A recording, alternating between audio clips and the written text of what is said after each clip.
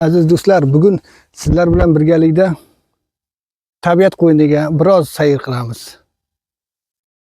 O'zimizni ona Sirdaryoni qishda eng to'lib toshgan mahalda ana shu manzarasini tomosha qilamiz do'stlar.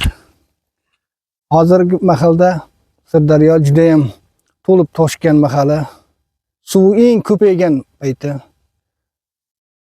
Hozir qanchalik suv ko'payganligini ko'ramiz. O ko'rib turibsizlar, ortimizda uzoq fonda ko'rinib turibdi o'zi Sirdaryo. Hozir borib birga tomosha qilamiz. O'rmonlarga qo'nar oqshom go'zaldir olam, menda yo'q orom, tatimas bir dam.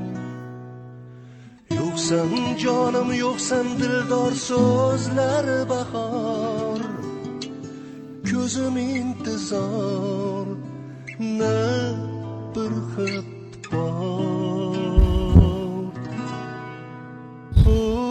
O'rtamizda xafalik bor, uzr aytib senga yuz bor. Izlab yo'ling topsam, so'zlab diling topsam, na na na na. Bunaqa chiroyli manzarani ko'rib, faqat odamni ko'ngli yayraydi. Qalblari, ruhlari orom oladi insonni. Mana bunday to'lib toshganini ko'rib, yaratgan Eganga behisob shukrona keltiramiz. Sababi mana shunday ob-hayotni, ne'matni siz bizga berib qo'yganligi uchun.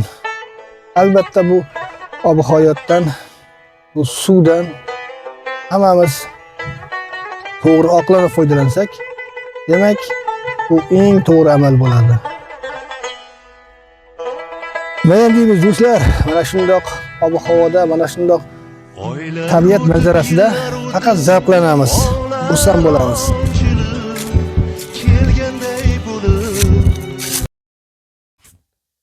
Ona tabiat bejizga yetmaganda, ona tabiat hech qachon siz bizga yomonlik ravo ko'rmaydi. Bekorga besababdan besabab ona tabiat deb nom berishmagan. Hech qaysi bir dunyoda hech qaysi bir ona o'zini farzandiga yomonlik ravo ko'rmaydi. Demak, ona tabiat ham siz bizga hech qachon yomonlik ravo ko'rmas ekan. O'zini bag'rida tabiatga zarar yetkazmaydigan insonlarga o'zini iliqligini beradi, o'zini mehrini beradi. Demak, haqiqatdan ham xuddi ona bag'rida dam olgandek, ona bag'rida orom olgandek, ona tabiat bag'rida ham xuddi shunday orom oladi inson.